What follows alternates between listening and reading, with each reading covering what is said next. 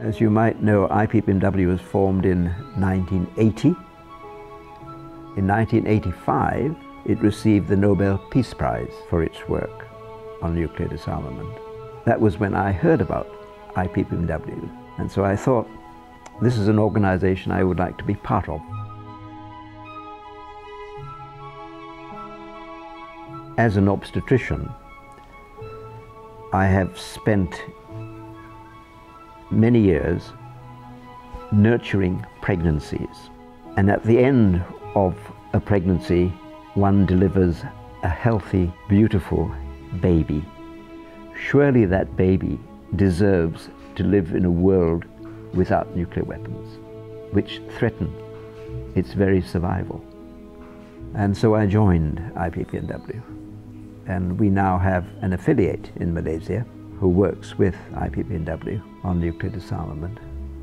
IPPNW has been part of the NPT process in the United Nations. Now, NPT stands for Nuclear Non-Proliferation Treaty. We would go to review NPT review conferences in the United Nations, and with each 5-year conference, we would try and persuade the nuclear weapon states to start disarming and achieving zero nuclear weapons. So in 2005, at the NPT review conference, a lot of promises were made and broken by the nuclear weapon states, a kind of confidence trick, if you like, talking with us and saying, yes, yes, we will eliminate nuclear weapons, but having no real intention to do that. For me, I think the penny dropped, and I realized that we in IPPNW had really been taken for a ride by the nuclear weapon states. And so I thought we should approach nuclear disarmament in another way, outside and parallel to the NPT process in the United Nations. We decided to look at it in another way, and that is to try and get together all the nuclear disarmament forces together in a global campaign. So IPPNW suggested we call it International Campaign to Abolish Nuclear Weapons. And there was immediate support within IPPNW and from all the other NGO groups who are still involved with us in ICAN to eliminate nuclear weapons.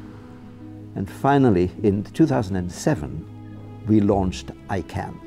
And then, of course, came this big step, I feel, that was taken where we looked at nuclear weapons as illegal weapons. We have illegalized chemical and biological weapons, cluster munitions, landmines. We all have treaties to abolish these weapons. And so our approach now is that nuclear weapons have disastrous humanitarian consequences, and therefore humanity will not be able to survive a nuclear war, whether it is regional or global. We have to change the way we think about conflict, about war, and this whole argument about deterrence, this whole argument about rational human beings possessing nuclear weapons is really a nonsense. As long as we have nuclear weapons, one day, by accident or by intention, nuclear weapons will be used in a conflict. And we cannot afford a nuclear conflict. We have learned a lot from the experiences of Hiroshima and Nagasaki. And the 2 atomic bombs that were used in Hiroshima and Nagasaki were tiny bombs compared with today's nuclear weapons. Those 2 little bombs immediately destroyed both cities, decimated both populations, and irradiated thousands of the survivors. And we now have in the region of 16,000 nuclear warheads, from a Cold War high of 60,000 nuclear warheads. So the numbers have come down, But we need to come down to zero nuclear weapons.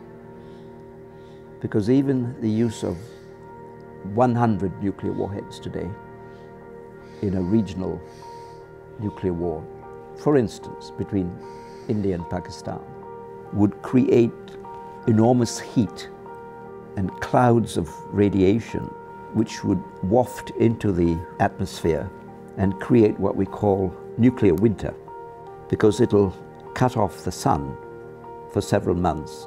Vegetation will not survive under those conditions without sunlight. And millions and millions, billions of people will be faced with starvation.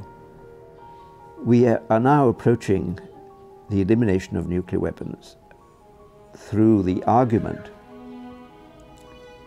that as nuclear weapons are a humanitarian threat, we should work on those lines, on humanitarian grounds. And we've had the support of the International Red Cross, great supporters of ICAN, and surprisingly, many, many governments have been involved.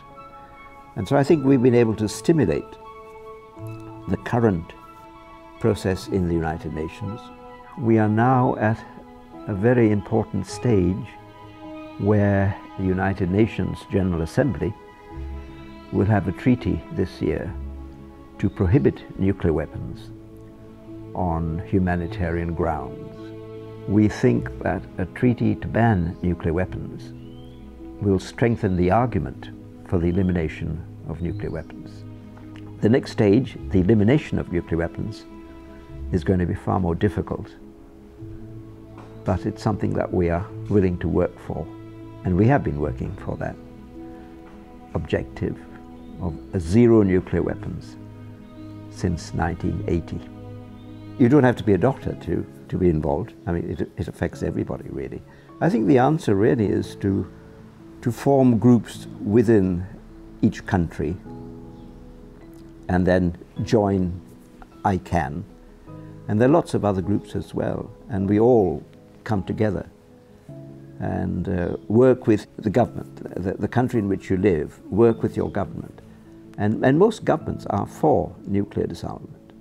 It's only a very small minority of governments, the 9 nuclear weapon states and what you might call satellite states of the nuclear weapon states, who are protected, in inverted commas, by the nuclear weapon states themselves. But the majority of the world is very much in favor of nuclear disarmament. So it's a question of coming together and working for the common good, a world without nuclear weapons.